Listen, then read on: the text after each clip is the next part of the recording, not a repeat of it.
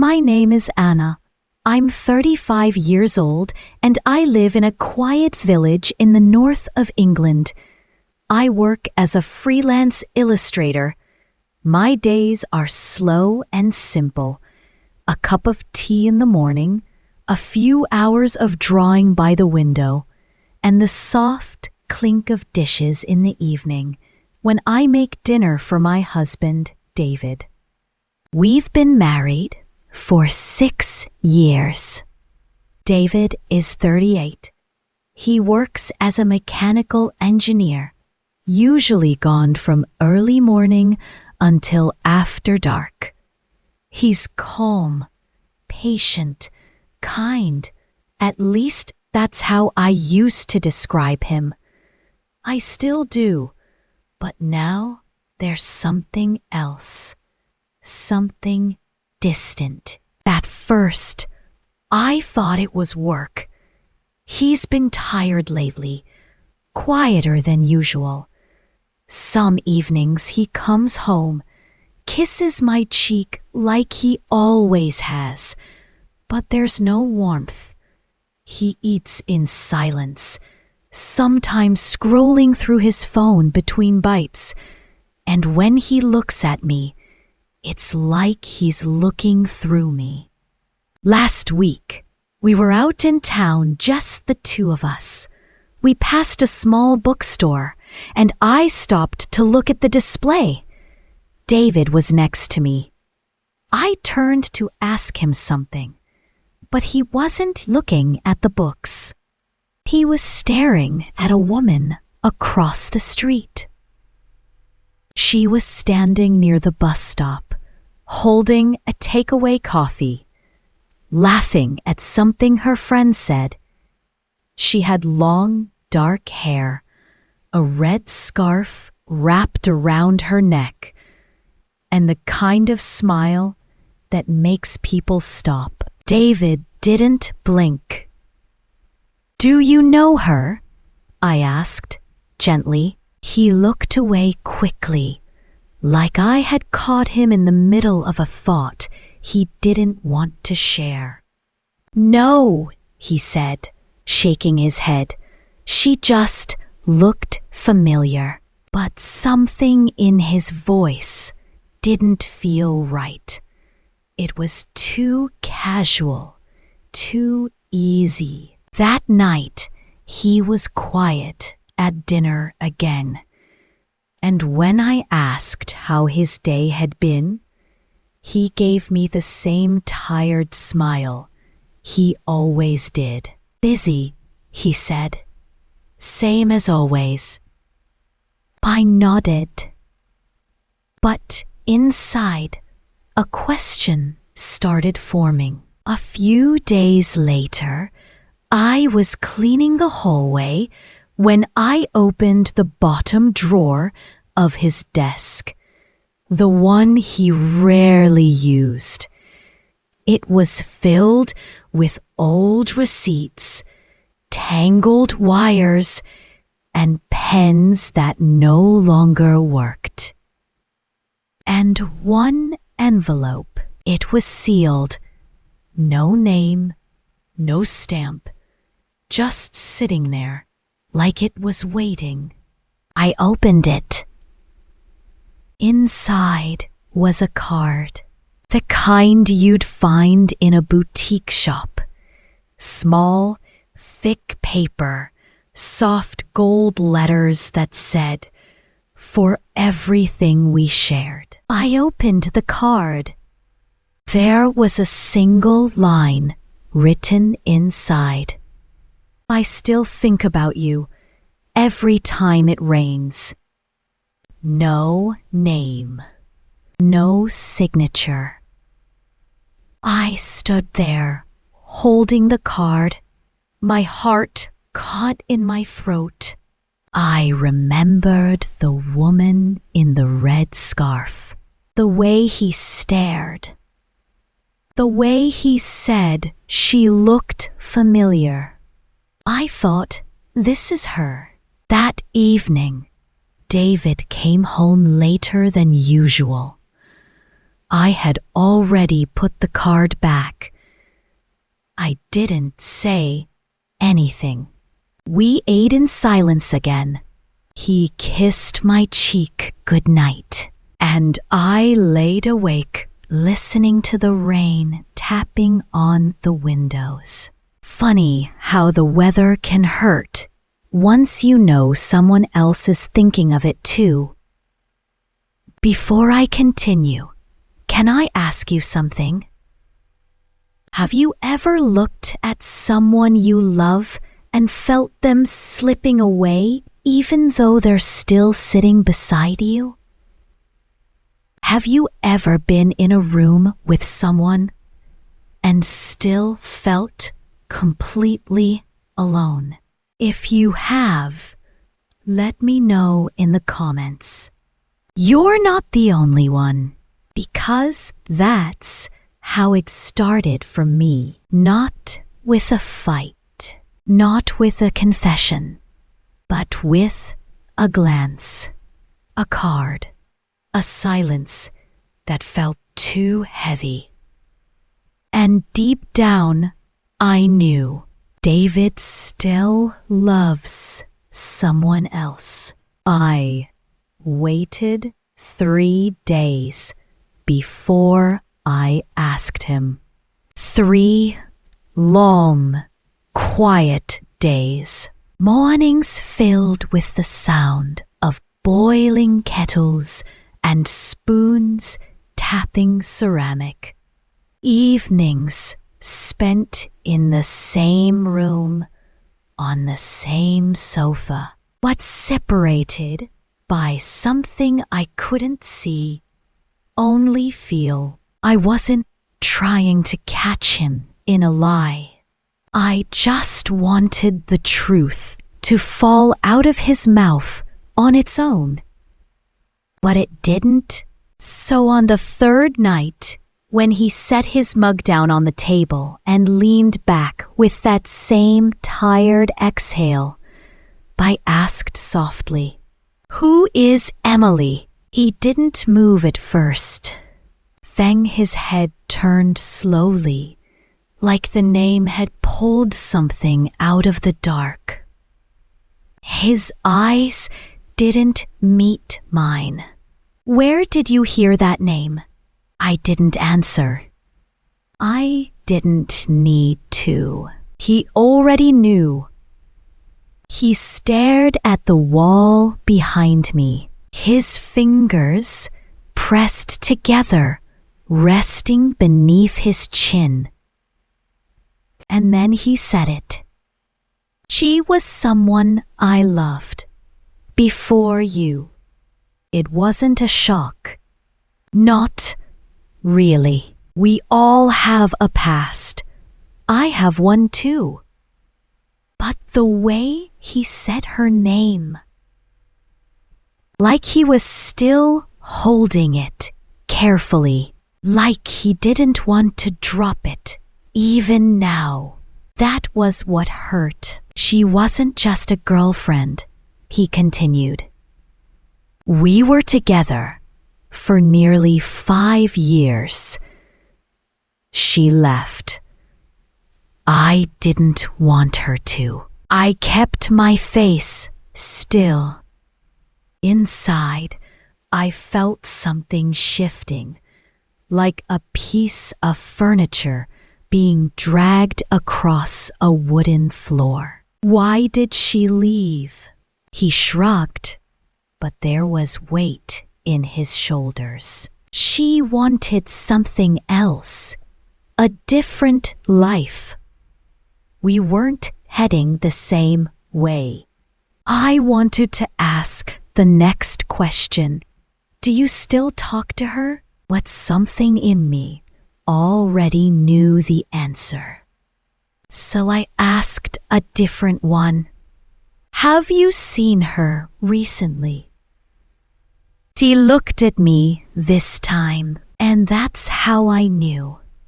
I ran into her a few months ago, just once.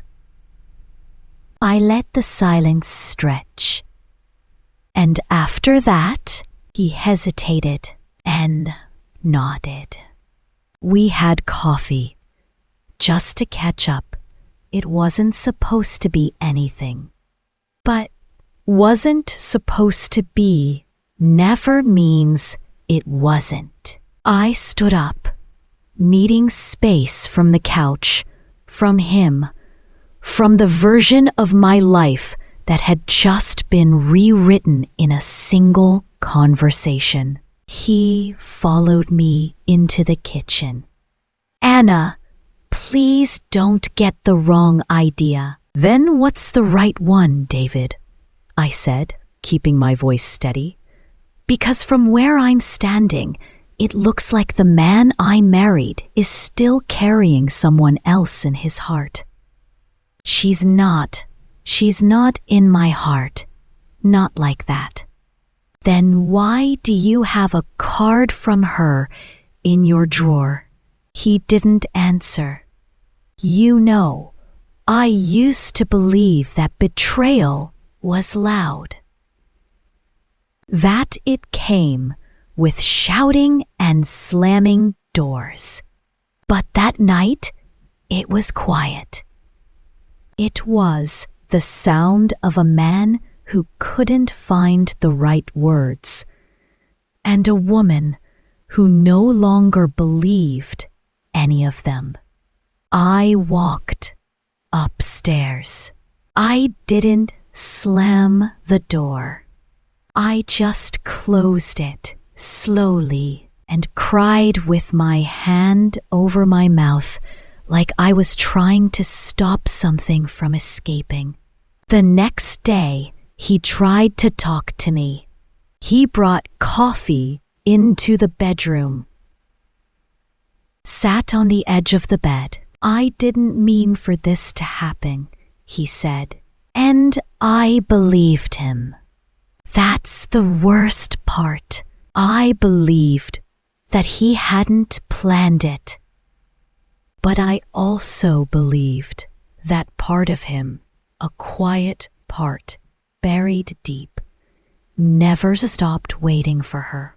Let me ask you something, if you're still with me. Have you ever stood next to someone and felt like you were competing with a ghost?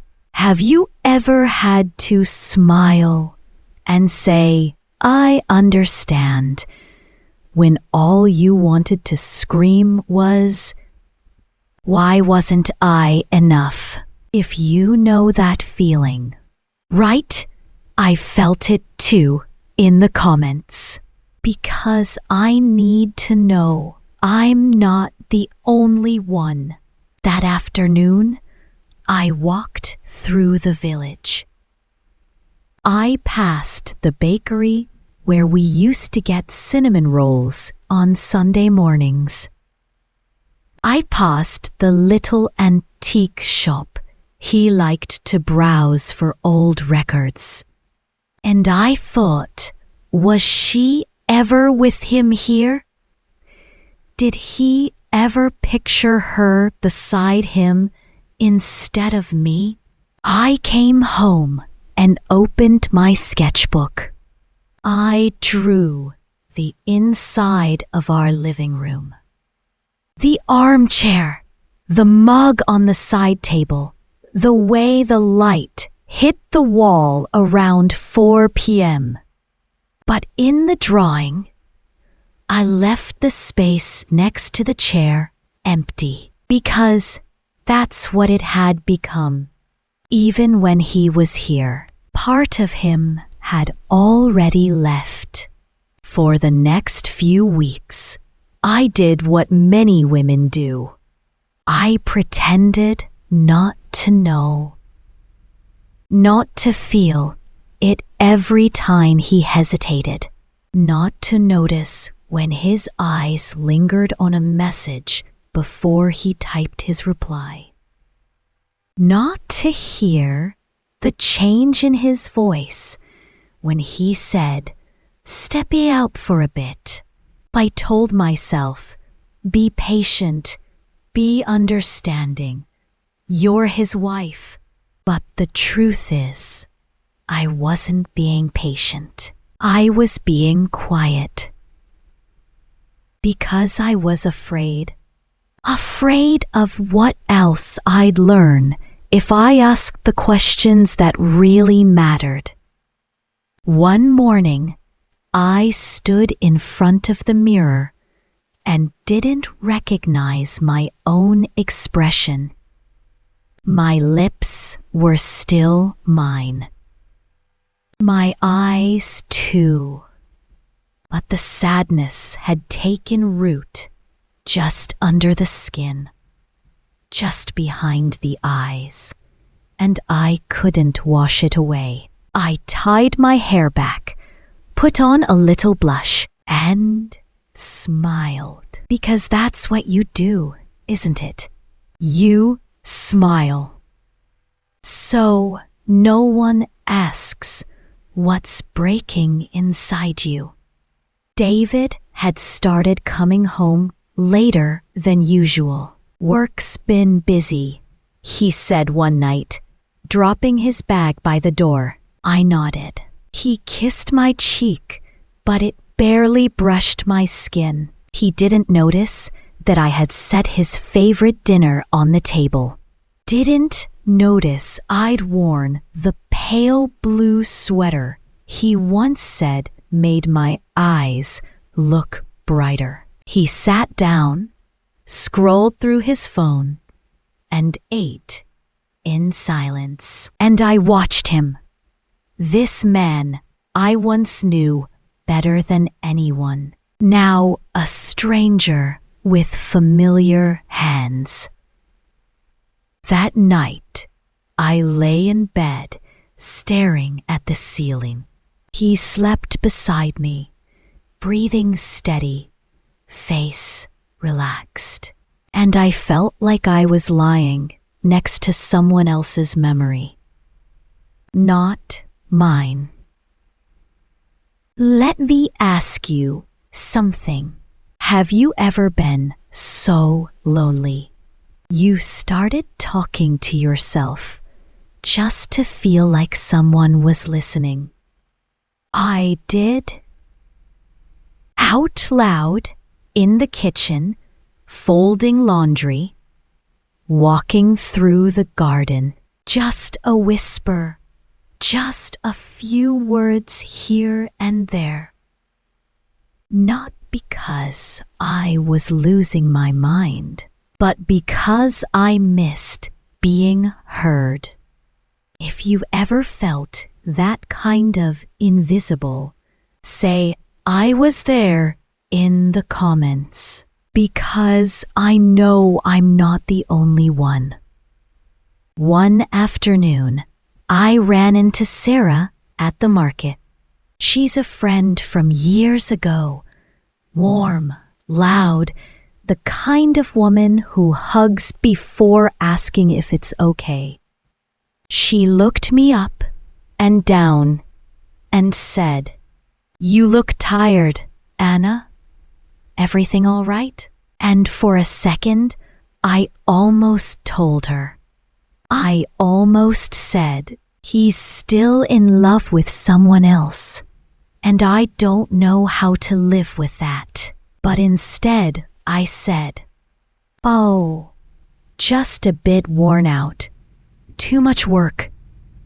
She smiled, handed me a bunch of tulips from her basket, and said, then you need something soft to look at. I walked home holding those flowers like they were fragile proof that kindness still existed in the world. Back at home, David's jacket was on the hook, but the lights were off. I found him in the living room, sitting on the sofa with his laptop open. He closed it quickly when I entered, too quickly. I said nothing. Just walked past into the kitchen, hands still tight around the tulips. Later that evening, he asked me, everything okay?" I looked at him, really looked. And in that moment, I didn't see my husband. I saw a man torn between comfort and memory. A man who had chosen me once, but was now wondering if he should have chosen someone else. I smiled. "Of course," I said, "everything's fine," because pretending not to know was easier than hearing him say it out loud. I started waking up earlier, an hour before him. I'd sit in the armchair with my tea, wrapped in a blanket, watching the sun creep through the curtains. And I'd think, this is the only time I feel peace. Not because I loved the silence, but because in those moments he wasn't there, and the weight of loving someone who didn't love you fully wasn't there either. Some nights I'd lie awake imagining her. Emily, what she looked like now, what she sounded like when she laughed, what she gave him that I never could. And I hated myself for it. Because love isn't supposed to be a competition with someone who isn't even in the room. But every time it rained, I'd remember the card. "I still think about you every time it rains." And I'd wonder, was he thinking of her now? Was she thinking of him? Was I just the space between two people who never finished their story? It happened on a Sunday morning, the kind that begins slow, soft light through the curtains, the smell of toast and tea, the sound of rain whispering against the windows. David was still in bed. I had just finished folding the last of the laundry and walked upstairs to put the clothes away. The bedroom door was half open. He was lying on his side, facing the window, still drowsy. And that's when I heard him. His voice was quiet, barely a murmur, but clear enough. He said her name, not mine, Emily. I froze. The shirts slipped from my hands. I didn't speak. I didn't walk in. I didn't cry. I just stood there, watching the man I married whisper the name of a woman I had never met, and yet somehow knew more intimately than anyone else in the world. He didn't wake up right away. He turned, pulling the blanket over his shoulder, completely unaware. I walked back down the stairs like I was walking through water. Slow, heavy, disconnected. I sat in the kitchen with my cup of tea and stared at the wall. The toast had gone cold. The clock ticked louder than usual. My hands were shaking, but I couldn't feel them. Let me ask you something, and answer only if you're ready to be honest. Have you ever heard the person you love say someone else's name? and known in your bones that they weren't dreaming about the past. They were still living in it. If you have, type "I know that ache" in the comments, because there's a very specific kind of silence that follows a moment like that. And it echoes. I didn't bring it up that day. I watched him eat breakfast, watched him put his mug in the sink, watched him kiss my forehead before heading out for a walk, and I watched the door close behind him like it was the ending to a chapter I hadn't finished reading. The thing about emotional betrayal is that it doesn't come with bruises. You don't limp or bleed. You just carry the weight inside your chest where no one else can see it. I didn't even tell Clara, because once you say it out loud, it becomes real. And I wasn't ready for it to be real. That night, we watched a film. One we'd seen before. One he used to love. But he was distracted, checking his phone when he thought I wasn't looking, laughing at the wrong moments.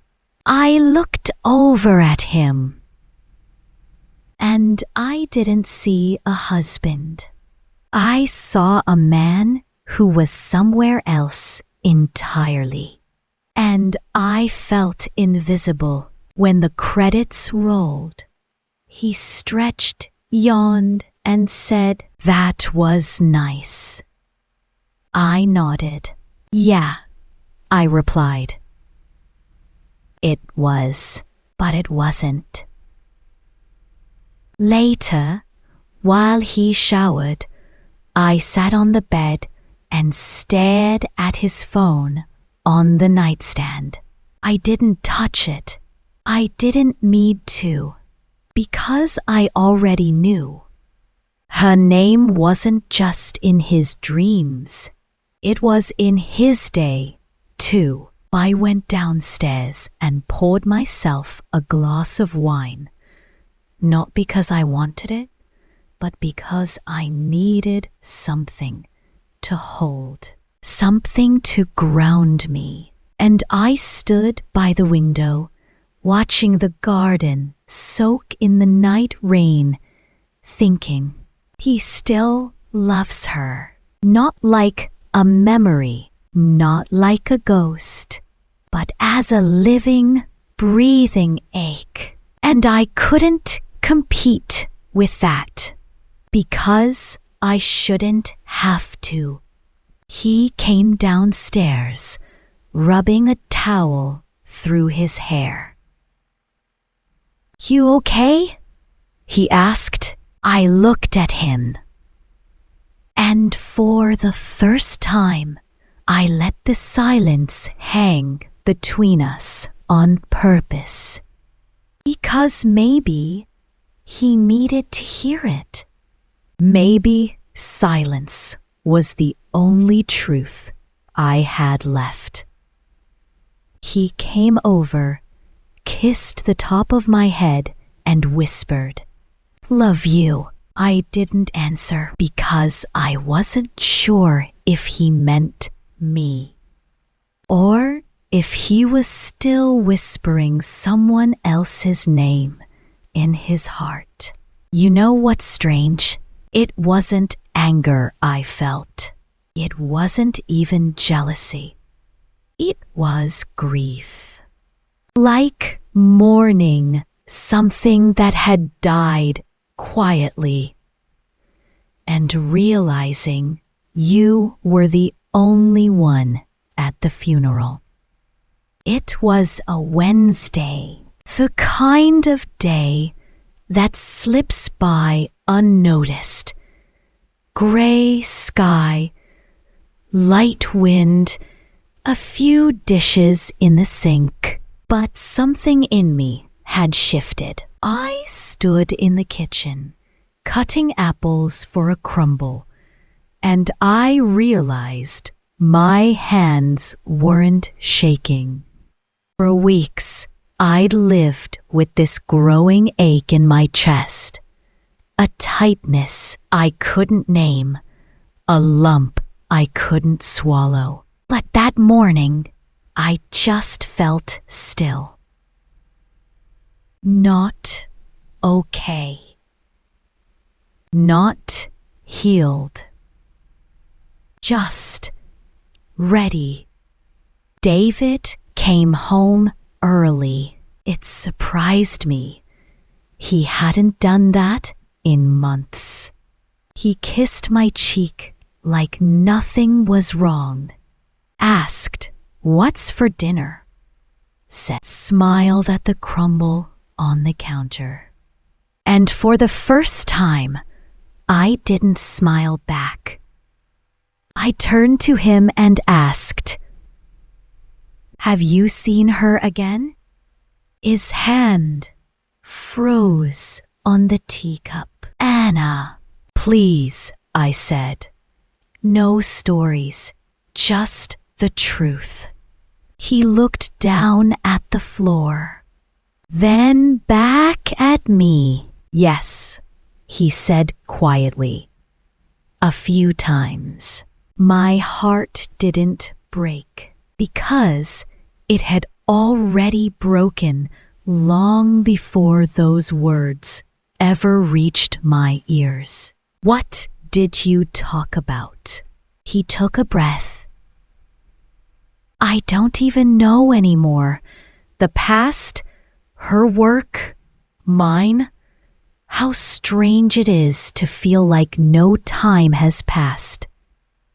And I asked the question I hadn't dared speak until that moment. "Do you still love her?" He didn't answer right away. And silence is its own kind of answer, isn't it? Finally, he said, "Not in the way I used to, but yes, I think a part of me always will." I nodded. Strangely, I felt calm. Because sometimes truth doesn't destroy you. It just confirms what you've already survived. "I don't hate you," I said. He looked shocked by that. But it was true. "I just don't know if I can do this anymore." "Do what?" "Be with someone who loves someone else more quietly than they love me." He stepped closer, reached for my hand, but I stepped back. "I've been pretending, David, for weeks, maybe months." "Pretending what?" "That I believed you, that I was okay, that this marriage still felt like ours." I told him everything about the card, the way he looked at her outside the bookstore, the morning I heard him whisper her name in his sleep. He sat down at the table, his head in his hands. I didn't mean for it to go this far. I know, but I didn't cheat. I nodded. "You didn't have to. Let me ask you something, if you're still with me. Have you ever loved someone who didn't break the rules, but broke you anyway? If you felt that kind of slow unraveling, tell me in the comments. I loved in silence too. Because emotional betrayal doesn't leave bruises, it leaves shadows. And those are harder to explain. We sat in the quiet, and for once, I didn't try to fill it, didn't try to fix him, because I was done pretending that love could survive on memory alone. Later that night, I packed a small bag. Just a few things. My sketchbook, a sweater, a toothbrush. I told him I needed time. I'm going to stay at Clara's for a while. He didn't try to stop me. He just nodded, tears in his eyes. I never wanted to hurt you. I know, I said, standing in the doorway. But you still did. It wasn't a dramatic exit. No slammed doors. No yelling. Just the quiet sound of a zipper. And the even quieter sound of a woman choosing herself. Clara didn't ask questions when I arrived. She just made tea, handed me a blanket, and sat with me on the couch until I fell asleep with my head on her shoulder. That night, I slept better than I had in months. Not because I had answers, but because I had stopped lying to myself. There's a strange kind of freedom that comes when the pretending ends. Even if it hurts, even if you don't know what comes next, you start to remember who you were before the silence, before the glances, before the second-hand love. And you realize you're still here, still whole, still worthy of more. I spent the first few days at Clara's just being. I slept late, sat on her balcony with tea and silence, walked through the nearby woods with no music, no phone, just the crunch of gravel and the wind in the leaves. And I didn't think about him, not in the usual way. The pain wasn't gone, but it wasn't screaming anymore. It was soft. Like an old bruise, fading. Clara gave me space. She didn't push. She didn't pry. She just left me little things, warm food on the stove, fresh towels folded neatly, a mug that read, "You are not too much." I held that mug for a long time one morning, and I cried, not because I missed him, but because I was finally remembering myself. A week passed. Then too, David sent a few texts. "I hope you're okay. I miss you. Can we talk?" I didn't answer the first ones. I wasn't ready. But on the 12th day, I replied, "You can come by tomorrow, noon." He arrived right on time. Same jacket, Same nervous smile. But something was different in his eyes. He looked smaller, like the weight of what had happened had finally settled into his bones. We sat in Clara's living room, facing each other, with tea between us. Or once, neither of us tried to pretend. "I've been thinking a lot," he said. "I know sorry isn't enough. I know I broke something I can't fix." I nodded.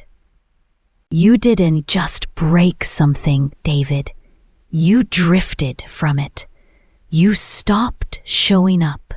He swallowed hard. I thought I was being honest with myself, but I wasn't. "And with me?" He looked down. I wanted to believe I was, but no, I wasn't.